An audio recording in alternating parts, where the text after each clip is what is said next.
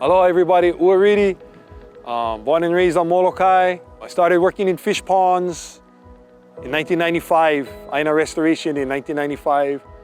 Right now I am the executive director of Aina Momona, and I'm in charge of mostly all the groundwork and the crew on the ground that do all the work, the restoration, enforcement, and yeah, planting and all the good stuff. Here at Aina Momona, our mission is to basically stop the erosion and the runoff from Mauka and not coming down, suffocating the whole shoreline with red dirt.